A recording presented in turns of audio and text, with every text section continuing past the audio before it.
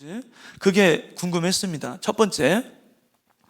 두 번째는 이제 복음의 빚진 자라는 선교 역사 강의를 할 텐데 이 역사의 배경이 100년 전이거든요. 100년 전. 100년 전에 이 땅에 얼마나 많은 전염병이 창궐했는지 제가 잠깐 한번 들어오기 전에 한번 인터넷 좀 찾아봤어요. 발진티푸스, 장티푸스 뭐 이런 티푸스 들어간 전염병은 치사율이 30% 이상이었대요. 천연두도 뭐 마찬가지로, 그죠? 코로나의 치사율을 잠깐 한번 찾아봤더니 한 자리 수더라고요. 저희 나라는 연령별로 좀 틀리지만 지금 전염병이 딱 하나거든요. 코로나, 그죠? 100년 전에는 전염병이 얼마나 많았는지 수를 셀 수가 없더라고요. 오늘도 이제 어떤 전염병에 걸려서 죽었습니다. 근데 왜 전염병이 이렇게 난무한 이 조선 땅에 왜 들어왔을까요? 2,956명이 들어왔는데 90% 이상이 20대였어요. 대부분이 의사였고 명문학교를 졸업한 젊은이였고 명문 신학교를 졸업한 목사님들이었어요. 왜 들어왔을까요, 여러분?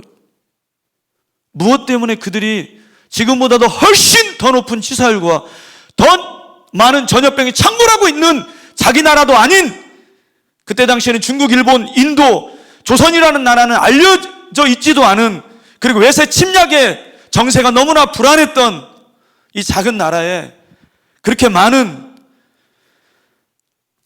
대단한 집안에 대단한 학식을 가진, 대단한 직업을 가진 그 젊은 20대에 왜 들어왔을까요, 여러분? 궁금하지 않으십니까, 여러분? 그 궁금증을 오늘 같이 좀 풀어봤으면 좋겠습니다. 첫 번째 궁금증은 다 이미 답을 알고 계시잖아요, 그죠? 알 줄로 믿습니다. 네. 복음의 빚진 자인데 빚을 지면 어떻게 하세요? 갚아야죠? 네. 저는 개인적으로 군산 성관교회 올 때마다 참 너무 감사하고 군산에 소망이 있는 것은 이렇게 아부하는 건가요? 아닌 것 같은데요. 네. 선교를 또 많이 하고 있고 MTC 훈련이 코로나 때에도 진행되고 있고 이렇게 해서 복음의 빛이 꼭 대단한 건가요? 그죠? 열방을 향해서 기도하고 있고 다음 세대 또 지금의 우리 성도님들에게 선교의 비전을 불러 넣어주고 있고, 그죠? 이런 자체가 복음의 빛을 갚고 있는 게 아닌가. 그리고 열방에 나가 계신 우리 선교사님들을 잘 또한 섬기면서, 그래서 너무 감사했고 선교 안 하는 교회 가서 강의하고 그러면 막 회개하세요 막 이러거든요. 두 번 다시 얼굴 볼 사이도 아니니까 막 이렇게 하는데, 어쨌든 성광교회는 복음의 빛을 잘 갚고 있어서 그런지 몰라도 너무나 감사한 것 같습니다. 네, 1863년에 젊은 신혼부부가 영국의 런던 선교회 파송을 받고 중국 상해의 선교사로 파송되어 왔습니다. 이 선교사님의 나이는 24살이었습니다. 우리나라 나이로 24시고 인터내셔널 나이로는 23살인 젊은 부부였습니다. 아내가 만삭이었습니다. 날씨가 많이 추웠고 남자 선교사님은 정탐 여행을 하고 싶어서 이 아내 선교사, 만삭이 된 아내 선교사님을 따뜻한 남쪽 지방에 보내고 정탐 여행을 마친 뒤에 아내를 만나기 위해서 갔는데, 그 아내분이 그만 아이를 유산하고 유산에 감염되어 싸늘한 시체로 죽어 있었습니다. 그 아내의 이름이 캐롤라인이라는 선교사님입니다. 이 남편 선교사님이 너무나 힘이 들었습니다. 개종자 한 명도 얻지도 못하고 복음의 열매도 얻지 못하고 사랑하는 아내와 뱃속 아기를 잃었기 때문입니다. 이분이 선교사를 사직을 했습니다. 그리고 상해의 세관에 취업을 해서 돈 버는 일을 했습니다. 그러던 어느 날 조선의 상인이 천주교인이었는데 상에 와가지고 하는 얘기를 듣습니다. 여보게, 조선에 예수쟁이들이 12,000명이 목이 잘려 죽었다네. 자네 그 얘기 들었어? 그 얘기를 듣고 이 토마스 선교사님이 충격을 받죠. 사랑하는 아내와 뱃속의 아기를 잃은 슬픔이 있었지만 도대체 어떤 나라이기에 12,000명이나 되는 어마어마한 숫자의 목을 잘라서 죽였나 충격을 받죠. 그리고 이분이 깊은 회개의 기도로 들어갑니다. 우리나라에 들어왔던 최초의 선교사님이신데 혹시 누군지 아시나요? 아시는 것 같네요. 우리 권 선생님 이렇게 하셨어요. 누군지 아세요? 토마스 선교사님이래요. 대단하십니다. 그래요. 토마스 선교사님이세요. 로버트 저메인 토마스라는 선교사님이신데 기억해야 되겠죠. 최초에 들어왔던 우리나라의 땅을 밟았던 최초로 옆으로 지나갔던 선교사님이 계셨어요. 독일의 귀출라프라는. 근데 그분은 중국에서 일본에 정탐 여행 가다가 풍랑을 만나서 고대도라는 섬에서 배를 수리하는데 땅을 안 밟았어요. 문호가 개방되지 않았기 때문에 배 위에서 복음을 전한 선교사님이었습니다. 토마스 선교사님은 우리나라의 땅을 밟았던 최초의 선교사님이신데 이분이 아주 잔인하고 사악한 대학살이 최근 조선에서 일어났습니다. 그럼에도 불구하고 누군가 조선에 들어가 선교의 문을 여는 것이 중요함을 깨달아 제가 들어가기로 결정하였습니다. 자기를 파송했던 런던 선교회에 편지 한 통을 보내놓고 조선 땅에 들어오게 되는 거죠. 그때 미국 상선 제네럴 셔먼호라는 배가 있었습니다.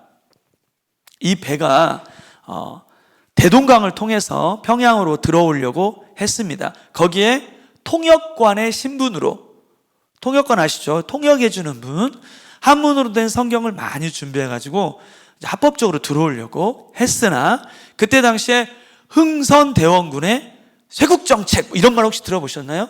외국인과 문호를 개방하지 않는. 그래서 이제 대동강에서 더 들어가지 못하고 평양에 있는 박규수라는 감사가 있었어요. 박지원의 손주였는데 이분하고 이제 대치 상태에 이르게 됩니다.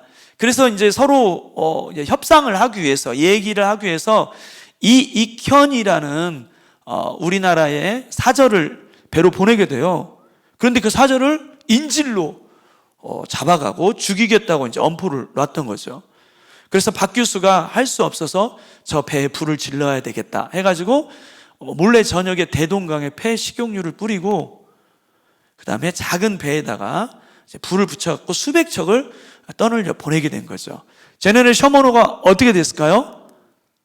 불이 붙게 된 거죠. 배에 타고 있던 미국 선장부터 해서 중국 분들까지 전부 다 대동강에 뛰어내렸습니다.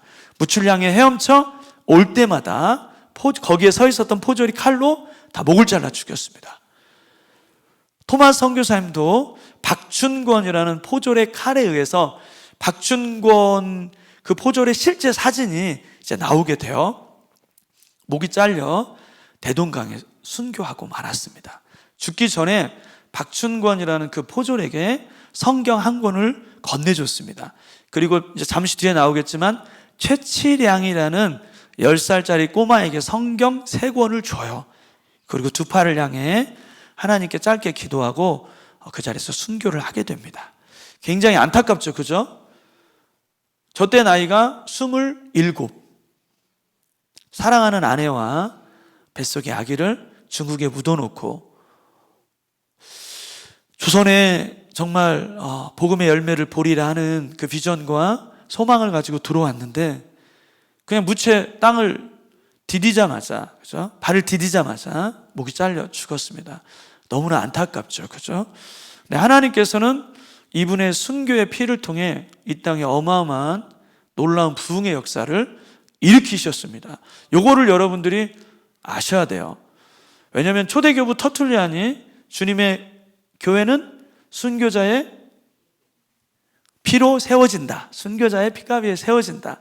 그런 말을 하지 않았습니까? 그런데 토마스 선교사님을 파송했던 웨일즈 하노버라는 교회가 있어요. 지금도 있습니다. 거기에 담임 목사님이 토마스 선교사님의 아버지였더라고요. 자기 아들을 선교사로 파송을 했어요. 그 아버지가. 그런데 영국은 여러분도 아시다시피 무덤이 교회 근처에 있잖아요. 그 무덤에 봤더니 토마스 선교사의 아버지가 언제 돌아가셨냐면 1884년에 돌아가셨어요. 토마스 선교사님은 1866년. 그러니까 아버지가 아들을 19년 먼저 보낸 거예요. 하늘나라로. 여기에 계신 분들은 다 자녀를 키워보신 분들이네. 그죠? 부모님의 큰 슬픔이 있다면, 그죠? 뭘까요? 자식을 먼저 보내는 게 아닐까. 저는 아직 그 경험이 없어서 잘 모르겠는데, 그러지 않을까 감히 예측이 되는 것 같습니다. 자식이 죽으면 가슴에 묻는다고 하지 않습니까? 그죠? 그런데 자기 아들이 무참히 이름도 모르는 나라에서, 야만족과 같은 나라에서 목이 잘려 죽었으니 얼마나 마음이 아팠을까요? 굉장히 조선이라는 나라를 증오했을 것 같아요. 그죠?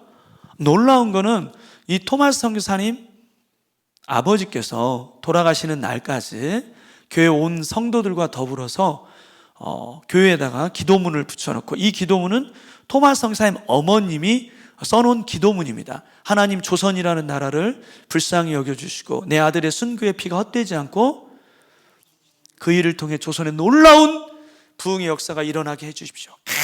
간절히 기도합니다. 19년 동안 어디에 있는지도 모르는, 더군다나 자기 아들을 무참히 죽였던 그 조선이라는 나라를 위해서 온 성도가 열심히 기도했습니다. 저희 나라 기독교 역사 굉장히 짧잖아요. 이 짧은 기독교 역사 가운데 이렇게 놀라운 부흥의 역사가 일어날 수 있었던 거, 웨일즈 하노버 교회 눈물의 기도의 씨앗이 아닐까, 그런 생각을 해봅니다. 웨일즈 하노버 교회 지금 성도들이 조금 계신데요. 연세 드신 할머니, 할아버지들만. 영국 교회가 다 그렇게 망하지 않았습니까? 젊은이들 다 교회를 떠나고. 한국 분이 이 교회 담임 목사님이세요. 이 교회를 운영하고 있어요.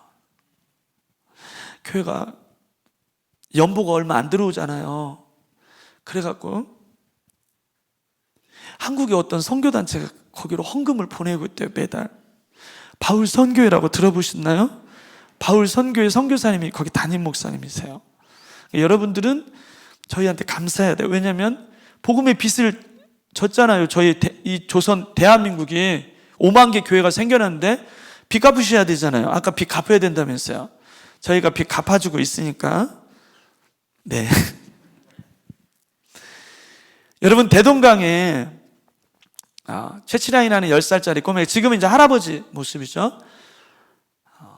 토마스 선교사님한테 성경 3권을 받았어요. 근데 그게 금서라는 거, 금지된 책이라는 걸 몰랐어요. 평양의 영무주사 박영식이라는 사람의 집에 놀러가서, 야! 너 이거 금서인데, 금지된 책인데 이거 갖고 다니면 안 돼, 이놈아! 뺏겼어요. 박영식이라는 사람한테.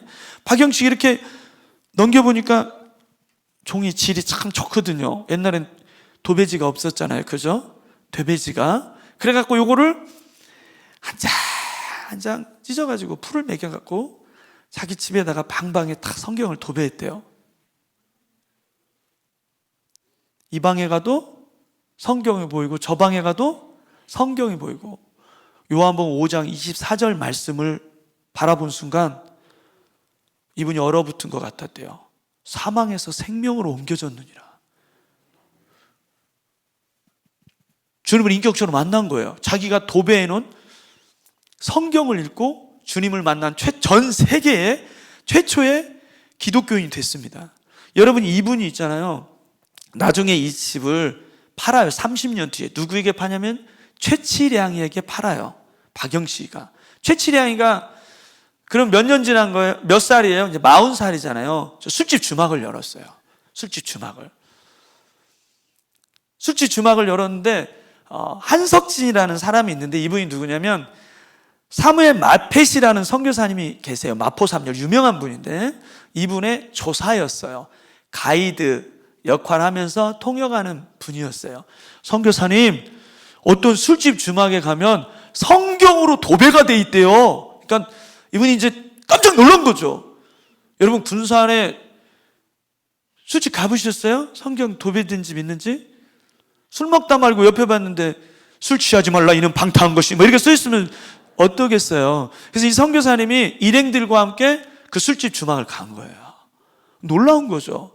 온 집안에 성경이 도배되어 있으니까요. 전 세계 성경으로 도배된 최초의 술집 주막이에요. 여러분, 우리나라는 최초가 얼마나 많이 타이틀을 갖고 있는지 모르겠어요. 한번 세어보세요. 도대체 몇 개나 되는지. 이래가지고 술집 주막 사장님을 만나고 싶다 해가지고 최치량이를 만나서 복음을 전했는데 최치량이가 그 자리에서 주님을 영접합니다. 그리고 다음 날부터 술을 팔지 않고 예배를 드리기 시작했어요. 교회가 탄생하는 순간인데 이 교회 이름이 널다리꼴이라는 교회예요. 널다리꼴 교회. 이 교회가 굉장히 중요한 교회입니다. 왜냐하면 이 교회가 훗날 교회 이름을 장대제 교회 그리고 장대현 교회로 이름을 바꿉니다. 장대현 교회라고 혹시 들어보셨어요? 다행이시네요. 장대현 교회 모르면 여러분은 오늘 12시까지 회개기도하고 돌아가셔야 되는데, 전 세계 3대 부흥이 일어났는데 미국에서, 영국에서, 그리고 조선의 평양에서 일어났어요. 세계적인 신학자들이 3대 부흥 중에 가장 강력했던 부흥은 조선의 평양 대부흥이다, 그 얘기를 하세요. 미국에서는 얼만큼 부흥이 강했는지 교회가 밀어 터져가지고 사람들이 극장에 갔대요. 그때 당시에는 뭐 극장이 붐이었거든요. 영화 상영을 못했대요. 사람들이 극장 가가지고 막 기도해가지고, 벌써 의자가 극장 스타일로 돼 있잖아요. 이렇게 거하고 탁, 도대체 영화 상영을 못. 그때 당시에 영국에서는 석탄 산업이 굉장히 이렇게 발달을 했는데 탄광촌의 마부가 석탄을 가득 싣고 이리야 이렇게 했는데 말이 꼼짝을 안 했대요. 왜 그런지 아세요? 탄광이라는 마부들이 늘 술에 취해가지고 욕도 막 이놈의 시계 이렇게 이렇게 하면서 채찍을 막 때리면서 이렇게 했는데 놀라운 부흥의 바람이 탄광촌에까지 불어닥친 거예요. 광부들이 술을 끊습니다. 여러분, 그 세상 사람들 이렇게 예수님 영접하면 언어가 바뀌잖아요. 그죠? 자매님, 형제님 사랑합니다 막 이런 말, 닭살 돋아 막 축복합니다 이런 얘기 거침없이 하잖아요. 이 마부가 술을 끊고 채찍질을 하지 않아요. 그리고 언어가 바뀌었어요. 예전에는 이놈의 시키 막 이렇게 말한테 이렇게 때리면서 이렇게 하다가 말아 어서 가야지 이렇게 하니까 말이 그 말을 못 알아들어갖고 꼼짝을 안 했대요. 영국 부흥사를 읽어보면 이 얘기가 나와요. 그런 부흥보다도 더 강력했던 부흥이 평양 대부흥이었어요. 포졸들이 도대체 나쁜 사람들 잡아가야 옛날엔 녹봉해가지고 보리나 쌀을 받아갔잖아요. 무슨 실적이 있어야죠.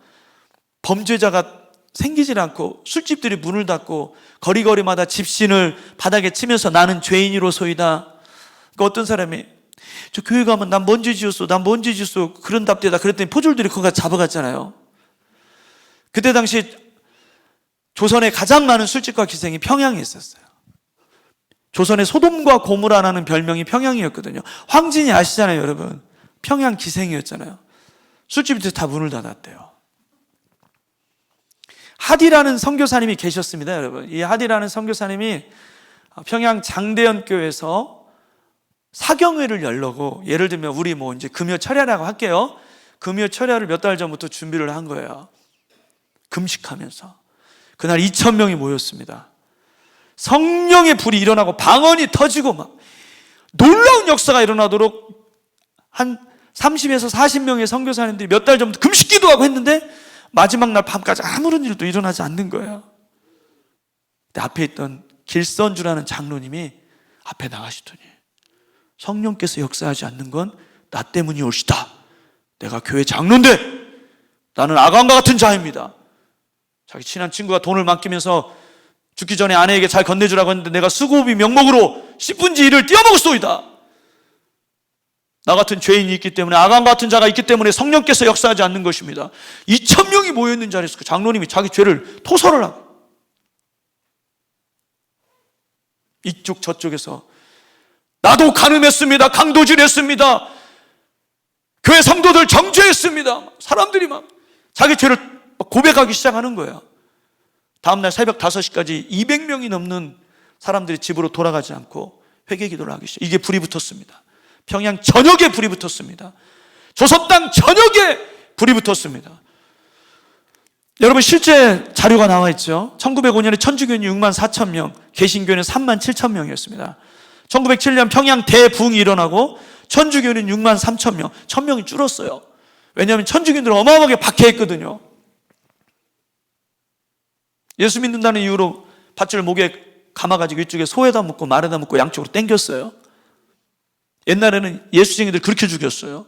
포졸들이 사람 한 명 잡아가지고 돌판지 놓고 거꾸로 찍어서 죽였어요. 실제로 구덩이 파놓고 20명 30명씩 새끼줄을 묶어갖고 생으로 매장시켜 죽였습니다. 여러분, 천주교인들.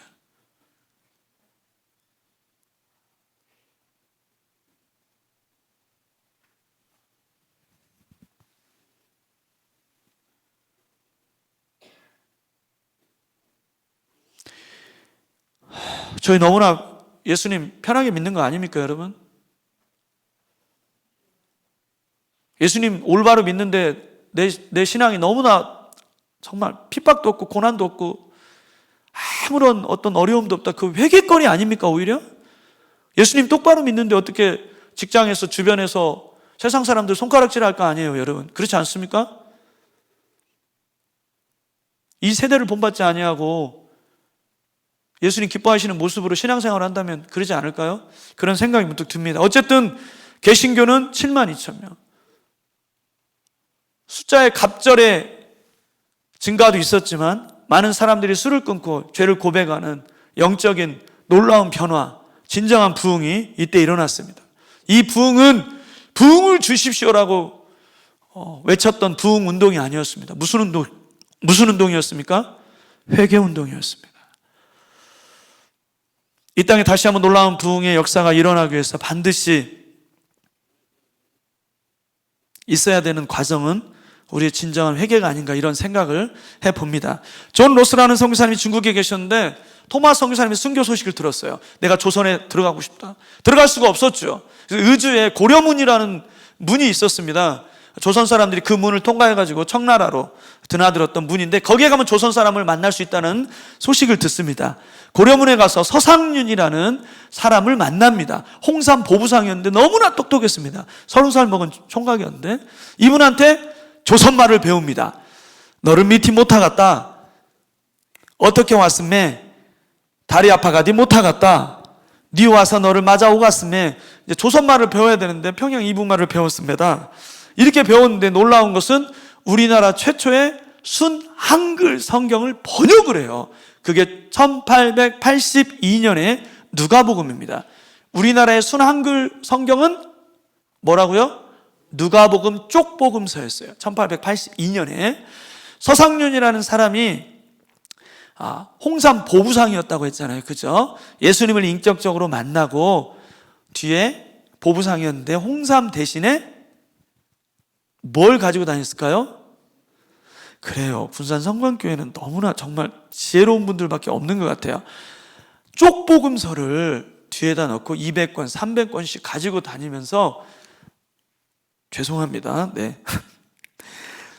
전역을 돌면서 가가호 방문하면서 성경을 건네줬어요. 권했어요. 그래서 권서인이라고 하거든요. 혹은 매서인, 성경을 판매했다 해가지고 이 권서인들이 새벽 5시에 일어나가지고 1시간 동안 기도를 합니다. 아침밥을 먹고 오전 내내 전도 연습을 해요. 그리고 점심 먹고 쪽복음서를 이제 등에다가 메고 전역을 다니면서 성경을 권하고 판매하고 복음을 전했던 사람들이죠. 경상도 노예 장로교에 어떤 문서가 발견됐는데 권사인 한 명이 1년에 5천 명에게 성경을 건네줬대요. 이해되시나요, 여러분? 5천 명에게 성경을 건네줬다는 얘기는 5천 명에게 뭘 했다는 거죠? 복음을 전했다는 거죠. 다행이에요. 코로나였으니까 코로나 못 만났어요. 집에만 있었어요. 코로나 아니었으면 제가 올해 다 끝나가는데 몇 명에게 전도했어요? 이렇게 물어보려고 했는데 그래도 다행인 거는 문고리 전도? 문고리를 하잖아요. 그죠? 그렇게라도 해야죠. 당연히. 그죠? 지리산에 성경을 건네주던 권서인은 호랑이에게 실제로 다리가 물려가서 목발 짚고 성경을 건네줬고, 강원도에 있는 권서인들은 추위에 얼어 죽은 권서인이 그렇게 많았다고 합니다. 이 성경은 우리에게 생명을 주는 책이기 때문에, 하나님의 말씀이기 때문에 목숨 걸고 성경을 건네줬던 거죠. 아멘이십니까? 우리 조상들은 적어도 그들이 받은 복음에, 그 은혜에 이렇게 반응했습니다. 여러분, 성경 무겁다고 스마트폰 이렇게, 그것도 괜찮지만 가지고 다니세요. 집에 성경 4권, 5권씩 먼지 앉아 있잖아요. 털어서 좀 보세요. 호랑이의 다리가 끊어지는 그런 일은 없잖아요. 그죠? 담임 목사님이 성경 그렇게 건네주고 다니세요 이렇게 안 하시잖아요. 그죠? 성경을 좀 많이 읽고 사랑하고 구도자들에게 좀 성경을 좀 건네주고 그런 은혜가 많이 있기를 소망합니다. 서상윤이라는 아까 그 권서인이 자기 동생이 서경조가 있었어요. 책을, 금지된 책이니까 두만강을 건너가지고 책을 건네주고 도망가고 이렇게 하다가 포졸한테 걸렸어요. 자기 고향 황해도에 가가지고 숨어 있다가 도저히 안 되겠다, 동네 사람에게 성경을 나눠주러 다니다가 교회가 생겨났어요. 그 교회가 소래교회라는 교회인데 1883년이에요. 우리나라 최초의 교회가 언더우드 선교사님이 세운 세문안교회인데 1887년이에요. 우리나라 최초의 교회는 선교사님에 의해 세워진 게 아니고 우리나라 사람이 자생적으로 생겨났어요. 언더우드 선교사님이 깜짝 놀랐어요. 1895년에 기와집으로 재건축할 때 저기 앞에 언더우드 선교사님이 헌금 가지고 갔었거든요. 1893년에 동학 농민의 난이 일어났습니다. 동학군들이 거기까지 다 쳐들어갔어요. 저녁에. 동학이잖아요. 동학. 그죠? 여기에 그 맥켄지라는 선교사님이 언더우드 선교사님에서 소개되었고 거기를 가게 됐어요. 맥켄지 목사님은 캐나다 목사님인데 서양인이잖아요.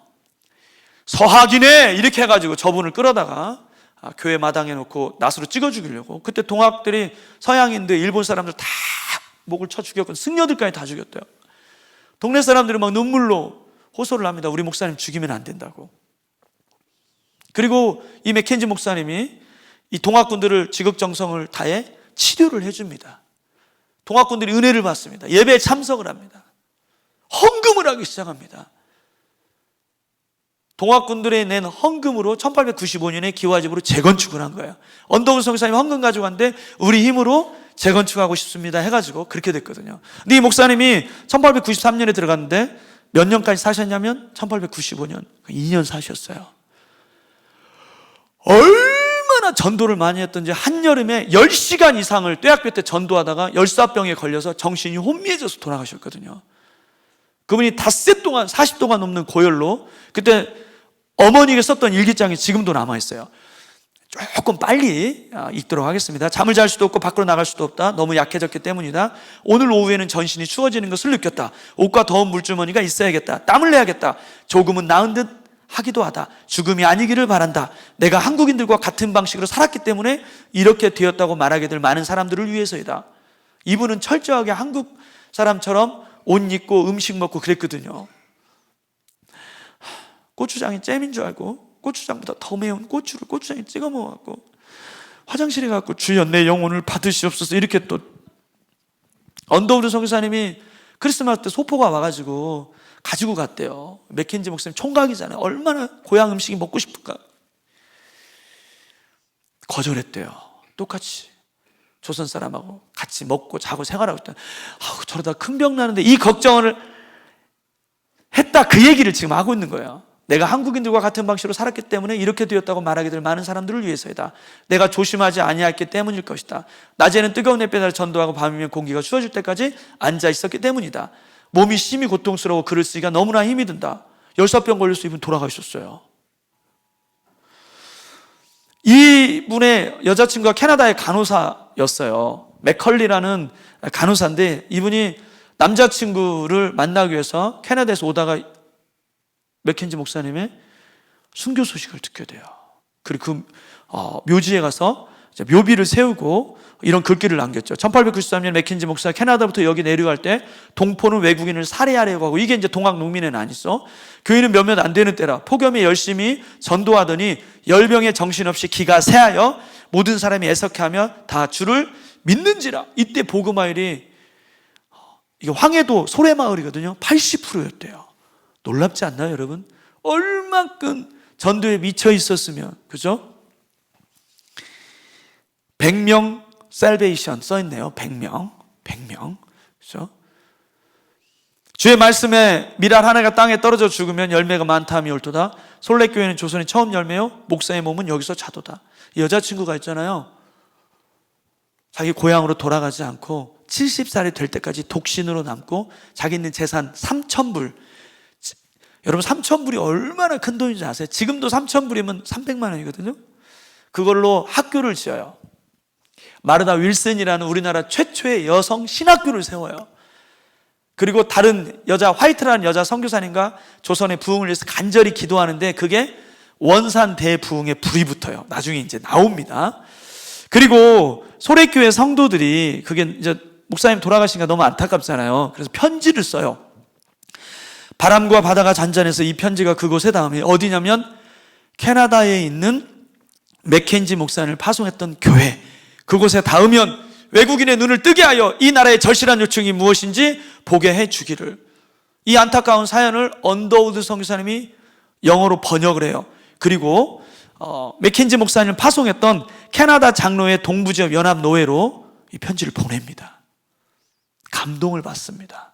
그리고 선교사님들을 계속해서 평양 땅에 보내기 시작합니다. 그리어슨이라는 의사 선교사님과 푸트, 맥네 5명의 선교사님이 곧바로 들어오게 됩니다.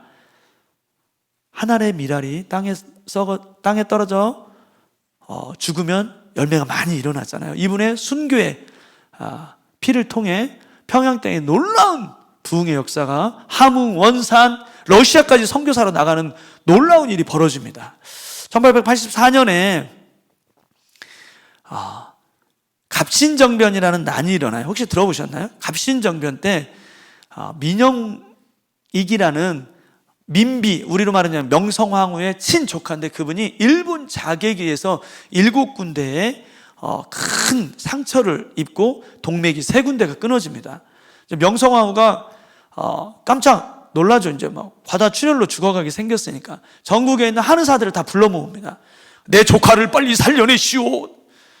근데 이렇게 침으로 동맥 끊어진데 어떻게 과다출혈을 막을 수가 없잖아요. 그래서 막 한의사들이 전국에서 왔는데 용하다는 분들이 벌벌 떨고 있는 거죠. 이제 피는 흘리고 죽어가고 있어요. 그때 알렌이라는 선교사님이 이 전에 이제 얘기 한 토막을 빼먹었어요. 1시간 맞추다 보니까.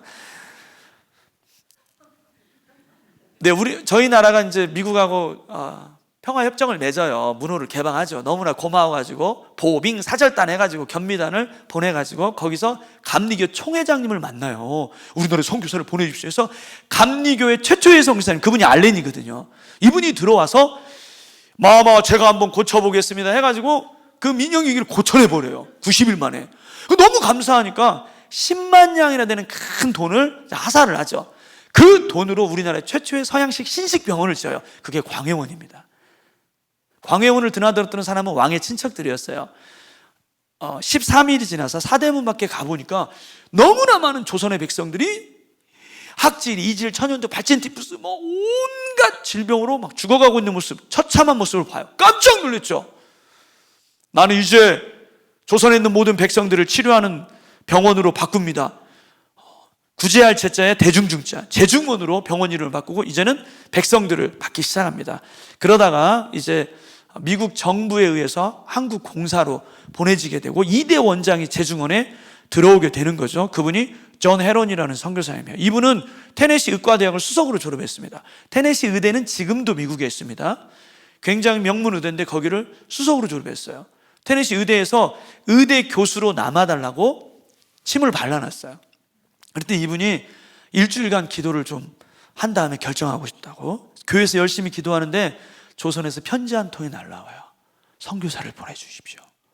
그 편지 한 통에 감동이 돼서 의대 교수직을 내려놓고 29살 나이에 제중문의 이대 원장으로 옵니다. 환자가 너무 많은 거예요. 전염병이 득실되는 이 날에 환자들이 막 끊임없이 쉬는 날이 없었어요. 5년 동안 단 하루도 쉬지 않고 2만 명이 넘는 환자를 돌보다가 면역력이 떨어졌잖아요. 피로가 쌓이고 조선 환자 이질병 걸려있는 사람 그 전염병에 감염이 돼요. 그리고 허망하게 이분이 돌아갔어요. 한여름에 이분을 묻을 수 있도록 땅을 좀 내주십시오 요청을 합니다. 서양인들은 사대문 안에 묻을 수가 없습니다. 말 한 필 수레 하나 줄 테니까 저기 제물포 인천에 가다 묻으십시오. 그렇게 하다 시체가 썩습니다. 알렌이 지금 공사잖아요. 그죠? 당장 땅을 내놓으셔야 해서 내놓은 땅이 어디냐면 양화진 가보셨어요? 양화진입니다. 양화진에 묻혔던 최초의 선교사님이 존 헤런. 양화진도 사실은 한강 모래변 땅이죠. 묻을 수 없는 곳이었지만 더운 여름에 시체가 썩어가니까 거기 묻은 거죠. 우리나라 풍토병에 감염이 돼서 돌아가셨습니다. 3대 원장으로 에비슨이 오게 됐고 세브란스라는 사업가가 $10,000라는 큰 돈을 헌금을 해서 그 돈으로 세브란스 병원, 그분을 기념하기 위해서 병원 이름을 바꿉니다. 지금의 연세대학교 세브란스 병원입니다. 그 편지를 보냈던 사람이 이수정이라는 사람인데 이모군란 때 명성황후를 피난시켜서 그 공을 인정받아서 일본에 발달된 농업 기술을 배워라 해가지고 국비 장학 길에 올라요. 근데 오자마자 조지 녹스라는 미국 선교사님을 만납니다. 복음을 듣고 주님을 영접하고 세례를 받아요. 그리고 이분이 마가복음이라는 성경을 번역하기 시작을 합니다. 가만히 봤더니 일본에는 선교사님들이 많이 있거든요. 여러분 아실런지 모르지만 중국하고 일본은 우리나라보다도 훨씬 더 100년도 전에 선교사님들이 이미 많이 와 있었어요. 선교사님이 많이 들어와서 막 복음 전하는 일을 보고 선생님 우리 조선 땅에도 선교사가 필요합니다. 편지를 좀 써주십시오 해가지고 이 녹스 선교사님이 편지를 보내게 되죠. 미국에 편지를 썼습니다. 조선 사람들은 서양 학문의 중요성을 깨닫기 시작했습니다. 지난번 2 조선 학생이 세례를 받았고 그 밖에도 기독교에 관심을 가지고 있는 학생이 많이 있다고 합니다. 2명 중에 1명이 이수정이에요. 여러분 내년 4월에는 선교사가 조선 땅에 상륙해야만 합니다. 이 선교지를 열기 위하여 우리 교회가 딱 3사람만 보내주십시오. 더도 덜도 말고.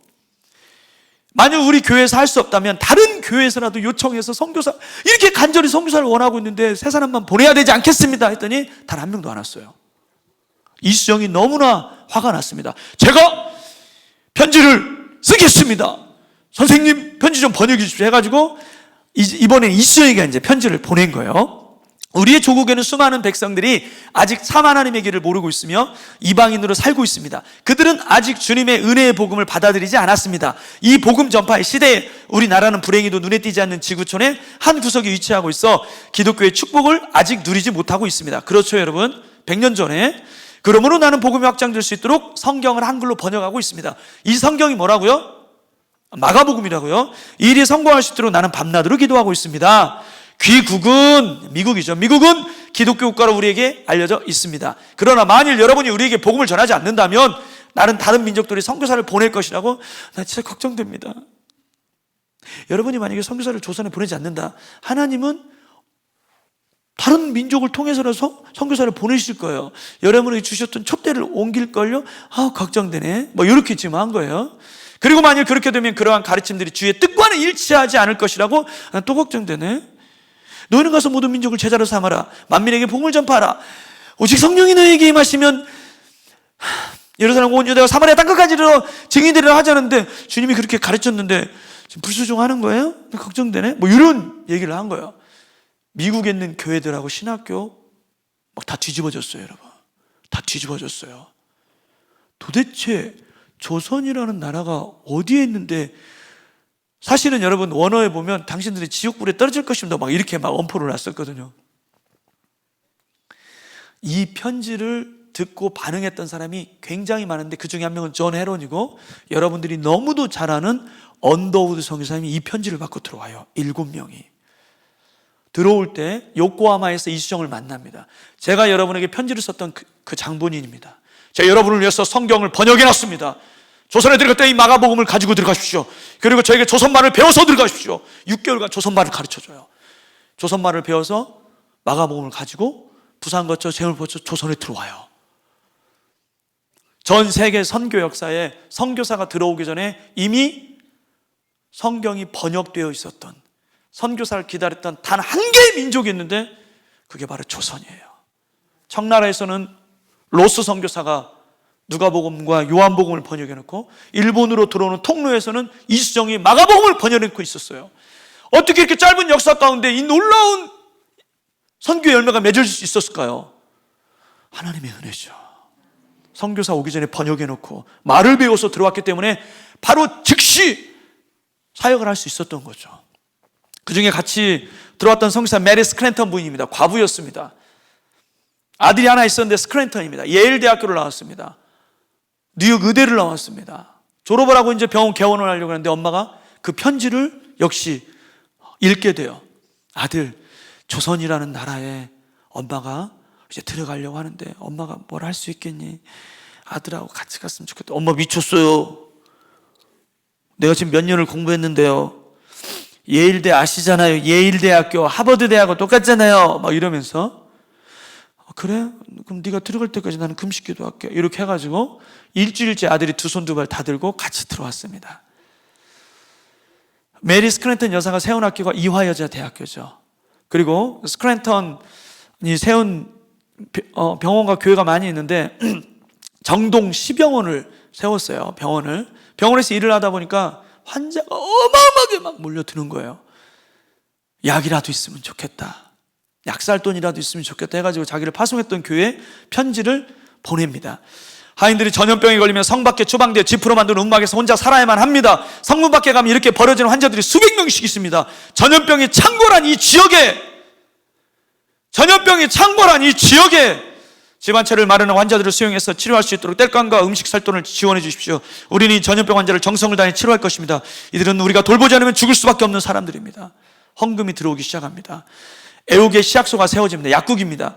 애국의 시약소를 통해 지금 아현교회가 세워졌습니다. 상동 시약소를 통해 상동교회가 세워졌습니다.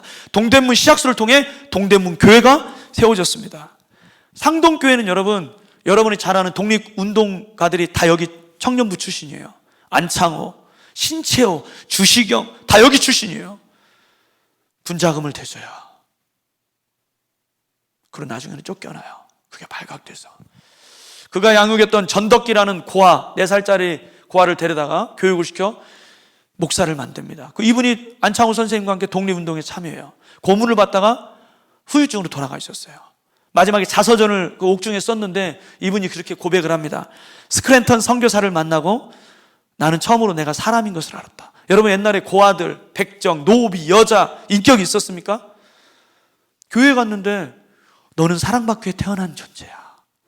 너는 하나님의 자녀야. 아, 내가 사람이구나. 내가 이런 인격체구나. 내가 사랑받기 위해 태어났구나. 그걸 깨달았다는, 그렇게 고백합니다.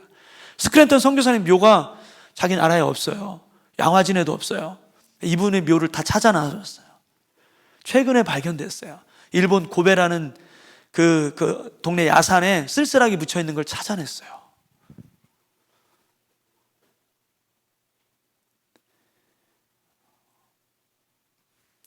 우리가 이렇게 좀 매정하기도 하지만 이제라도 찾아내서 참 다행 같습니다. 밀러라는 선교사님이 계세요. 이번에 안성 제일교회를 세웠습니다. 하여튼 기장이죠, 그죠?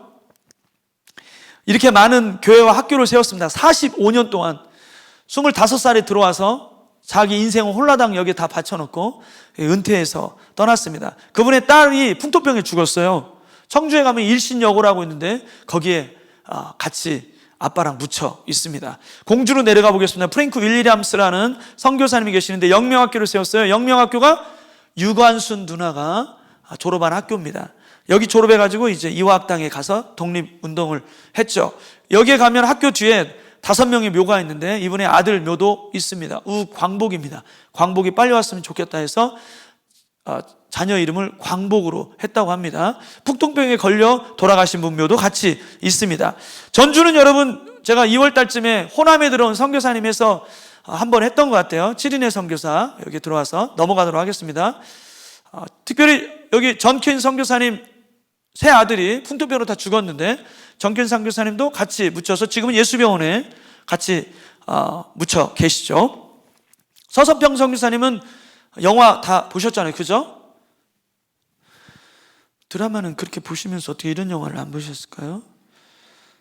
한일장신대학교를 세우신 분입니다. 이 땅에 들어왔던 선교사님들은 대부분 풍토병으로 돌아가셨는데 영양실조로 돌아가셨습니다.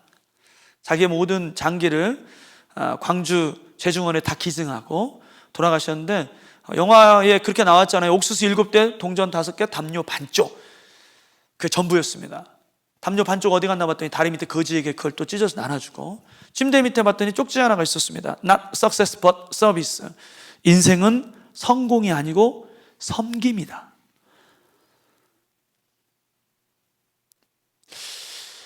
지금의 우리의 삶과 좀 동떨어져 있습니까? 우리가 좀 세속화되어 있지는 않는지, 성공을 향해서. 그죠? 전 그런 생각을 해봤어요. 자녀들 학원에서 온라인으로 할 때는 막 쫓아가고 난리치던 분이, 왜 교회에서 온라인 예배할 때는 현장 안 하냐고 안 쫓아올까? 자녀의 성공을 위해서는 그렇게 열심인데, 자녀의 영적인 성장을 위해서는, 그죠? 하나님의 온전한 제자로 키우는 데는 우리가 너무나 세속적이지 않는가, 그런 생각을 조금 해봤습니다. 한일장신대학교를 세우신 분입니다. 광주로 넘어가 보겠습니다. 광주, 목포, 순천 세 개의 선교부를 세웠습니다. 첫 번째 아내분이 풍토병으로 돌아가셨어요. 그때 이분이 여기 군산에서 정탐 여행 중이셨어요. 장례식장에도 못 가봤어요. 두 번째 아내를 맞았는데 두 번째 아내가 교통사고로 돌아가셨어요. 그리고 광주에 묻혀 계시는데, 정명학교, 영흥학교, 양림교회, 광주 양림교회 있죠? 숭일학교 수피아 여고 있죠? 그리고 자기 딸을 선교사로 만들었습니다. 사위가 윌리엄 린튼인데, 이분이 대전에 한남대학교를 세우신 분이에요. 이 얘기도 길어요. 포사이드라는 예수병원 2대 원장이 이제 풍토병에 걸려갖고 45살에 미국에 돌아가셨거든요. 돌아가시기 직전에 전주에 세계적인 대학교가 있으면 좋겠다. $1,000가 아니죠. 10,000불을 헌금을 했는데, 정킨 선교사님이 그 돌아가시면서 그걸 못 이룬 거예요. 이 돈이 대전으로 갔어요. 윌리엄 린튼 선교사님에게. 그래서 한남대학교가 세워진 겁니다. 한남대학교 세울 때 암에 걸리셨는데 미국 가서 치료를 받다가 돌아오셨어요. 대학교 세우는 일이 너무나 중요하다고 암에 걸려서 돌아가셨어요. 아들이 휴 린튼인데 어마어마하게 많은 교회를, 70개가 넘는 교회를 순천에 세웠어요. 하루는 교회를 세우려고 많은 자재를 트럭에 싣고 가다가 버스 운전기사가 중앙선 침범해서 정면으로 충돌해서 그 자리에서 피를 많이 흘려서 병원으로 가다가 과다출혈로 돌아가셨어요. 그분의 아내가 지금 살아있고, 이분이 아들이에요. TV에 많이 나오셨잖아요. 이분이 TV에서 그때 그런 얘기 하시더라고요. 아빠가 돌아갈 때 자기 너무 충격적이었대요. 그리고 친구분들이 많은 헌금을 해주셨는데, 그 돈으로 아빠가 앰뷸런스만 있었어도 살았을 텐데, 가면서 막 이렇게 하니까 한국형 앰뷸런스, 지금 앰뷸런스 이분이 그 보험금으로 개발했다고 고백하시더라고요. 지금도 그러니까 4대 외 증손주까지 선교사로 지금도 활동하고 있습니다. 북한 선교까지. 코이시라는 선교사님이 계시는데, 딸이 3살 때, 날짜를 보면 4월 26일 날, 아들이 4월 다음 날, 하루아침에 2명의 자녀를 다 잃었어요.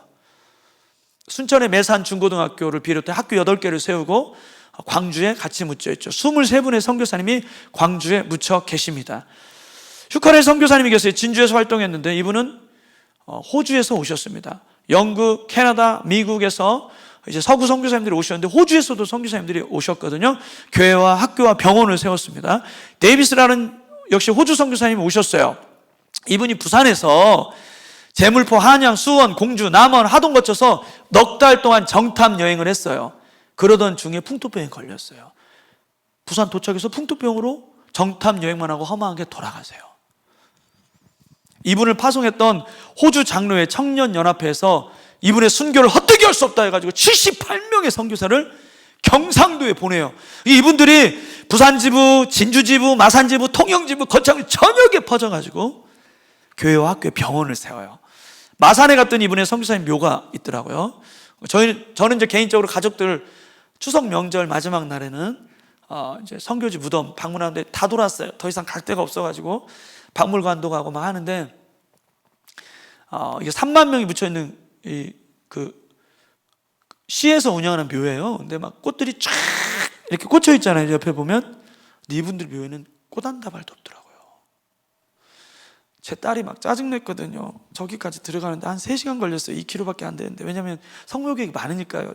추석에 조상묘나 잘 성묘하지, 아빠 짜증나게 지금 3시간째 이러고 있어 막 이래갖고 갔는데 꽃다발 하나가 없어가지고 우리 기도하자 막 울었어요. 제가 막 너무 좀 죄송하고 막 어떤 그런 마음이 있어가지고 이럴 수는 없다 해가지고 그랬더니 딸이 아빠 미안해요. 앞으로는 짜증 안 내고 잘 따라다닐게요 해가지고 제가 이 강의를 서울의 새순교회라고 굉장히 큰 교회더라고. 거기서 강의를 하는데 선교 담당 집사님이 식사하면서 우시더라고요. 왜 그러냐 했더니 자기가 마산 출신인데 어릴 적에 펄펄 끓는 가마솥 속에 들어갔다 나왔대요.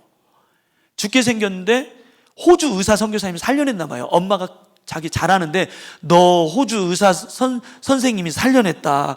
의사 그 호주 그 선교사님이 너 살려냈다. 그 얘기를 듣고 이제 큰 거예요.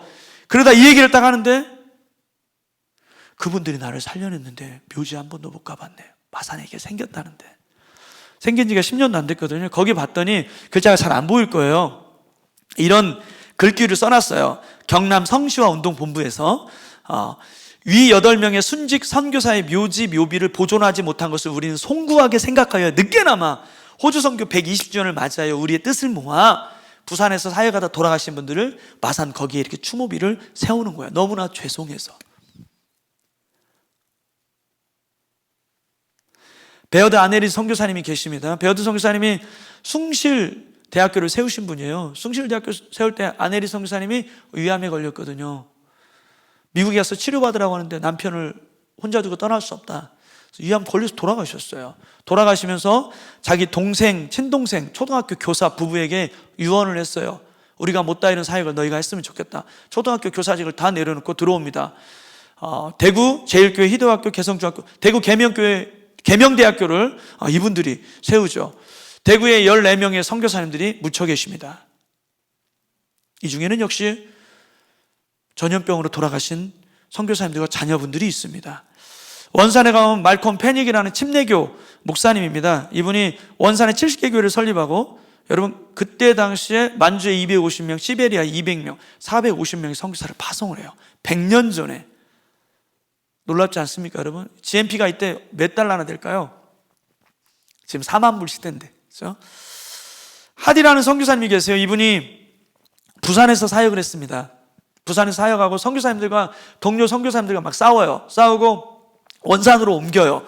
원산에 옮겨가지고 사경회를 엽니다. 이때 중국에서 사역했던 화이트라는 여자 의화단 사건 때문에 원산에 피신에 나와 있어요. 아까 맥켄지 선교사님의 그 여자친구 맥컬리 선교사님 기억하시나요? 그분하고 두 분이 조선 땅에 부흥을 위해서 간절히 기도해요. 두 분이. 그러다가 이 사경회 가운데 하디 선교사님이 많은 동료 선교사님들 앞에서 나는 조선 사람들 냄새나고 더럽고 인종차별적인 생각을 하면서 사역했던 아주 선교사답지 않은 선교사입니다. 부산에서 동료 선교사들에게 막 정죄하고 비난했습니다. 나는 정말 선교사 자격이 없는 사람입니다라는 걸 동료 선교사님에서 눈물로 막 회개를 해요. 1903년에 원산 대부흥이 일어납니다. 그리고 평양에서 그 사경회 가운데 요한 1서 말씀으로 서로 사랑하라 이 말씀으로 역시 사경회 가운데 말씀을 전하다가 이게 1907년 평양 대부흥으로 불이 붙은 거죠. 이 땅에 두 번의 대부흥이 있었는데 두 번 다 간절한 회개를 통해서 일어났습니다. 제임스 홀이라는 선교사님이 계십니다.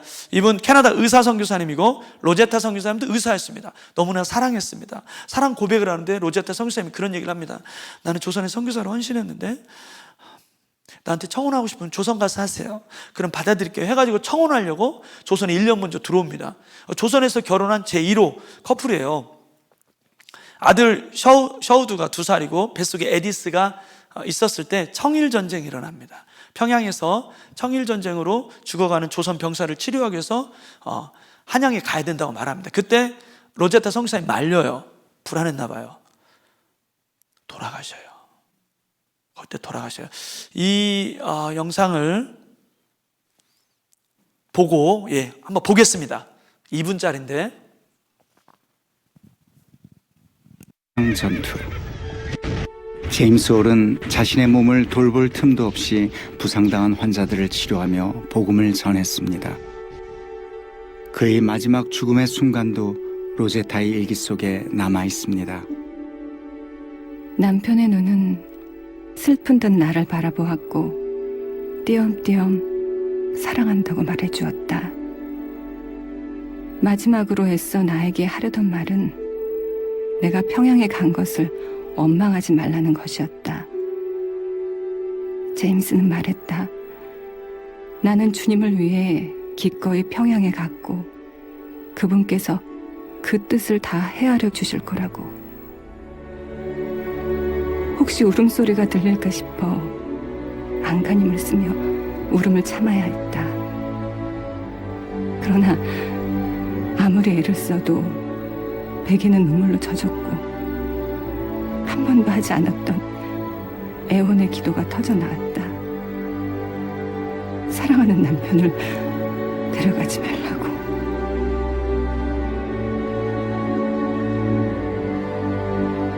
그의 선교 활동은 짧았지만 평양 선교의 개척자, 고아들의 친구로 불린 그의 헌신은 작지 않았습니다. 하나님을 향한 원망마저 허락하지 않은 그런 남편이 로제타의 곁을 떠났습니다. 눈물로 얼룩졌던 당시 일기장. 그러나 그 눈물이 마르지 않았습니다. 남편 죽음 후에 얻은 딸 이디스. 로제타에게 큰 위로가 되었던 딸마저 그의 곁에 오래 머물지 않았습니다. 겨우 5살, 풍토병으로 죽기 직전까지 엄마는 고열에 시달리는 딸의 상태를 일기에 기록했습니다. 체온 41도, 숨이 가쁘고 힘들어했다. 잠시 후 호흡의 간격이 점점 길어졌다. 눈을 크게 뜨고 엄마를 바라본 채 작은 영혼이 서서히 떠나갔다. 그렇게 그 아이는 세상에 보내주신 그분에게로 다시 돌아갔다.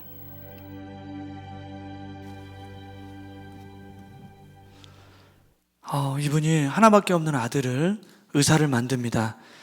그분이 셔우드 홀인데, 셔우드 홀이 평양에 기올병원을 세웁니다. 기올병원을 세워서 많은 사역을 합니다. 그리고 우리나라 최초의 박점동이라는 여자를 의사를 만듭니다.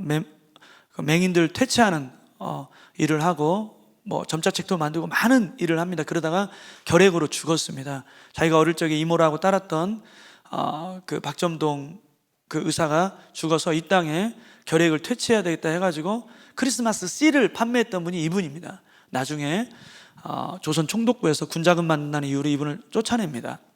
이분이 광해원 세우고 에디스 마가르트 병원 세우고 평양 외국인학교를 세우고 경성여자의학전문학교를 세웁니다. 이게 고려대학교 병원 지금 전신입니다. 동대문 부인병원을 세웁니다. 이게 이화여자대학교 병원 전신이 됩니다. 인천 간호전문보건대학을 세웁니다. 그리고 인도에서 이제 은퇴를 해서 캐나다로 돌아갔을 때 이분이 세웠던 대한결핵협회와 광성고등학교에서 돌아가시기 전에 이분 모셔서 말씀이라도 한번 들어야 되지 않나 해서 모십니다. 이분 모셔서 광성고등학교 강당에서 말씀을 듣는데 그런 얘기를 합니다. 내가 죽게 되면 살 날이 얼마 남지 않았는데 나의 아버지, 어머니, 그리고 어릴 적에 풍토병으로 죽었던 내 여동생, 거기에 나를 묻어달라 해서 셔우드홀과 그의 아내, 자녀 6명이 양화진에 묻혀 있습니다. 월터라는 선교사님이 있는데 이분이 27살에 신혼여행도 안 가고 아내하고 함께 조선에 선교사로 옵니다. 오던 도중에 태평양 한가운데서 중위염에 걸려서 돌아가셔요. 일본 요코하마에 사랑하는 아내를 묻어놓고 나 혼자 조선에 들어가야 되는지 미국으로 돌아가야 되는지 기도를 합니다. 성령께서 조선에 들어가도록 감동을 주십니다. 들어온 지 1년도 안 돼서 천연두에 걸려서 돌아가십니다. 이분의 사역이 너무 짧아서 사진도 없습니다. 이 땅에 들어왔던 선교사님이 여러분 2956명입니다. 선교사님들의 일기를 보면 2시에 소천했다. 아기 아디스 아담스가 사망했다. 풍토병이죠. 리차드 베어드가 그 병에 걸렸다. 전염병이죠. 메리 루가 베어드가 죽을 병에 걸려 매우 아프다. 전염병이죠. 그리고 웰스 아기가 사망했다. 3살도 안 되는 수백 수천 명의 아기들이 그때 당시에 전염병에 의해서 그렇게 다 죽어갔습니다. 코로나19로 여러분 많은 궁금증이 있을 것입니다. 하지만 단 우리가 잊지 말아야 될 것, 이 땅에 복음을 전해 들어왔던 수천 명의 선교사님들, 그 당시 이 땅에는 너무나 많은 코로나보다도 더 사망률이 치사율이 높았던 전염병이 창궐하고 있었다는 사실을 잊지 마시기를 바랍니다. 우리 기도합시다.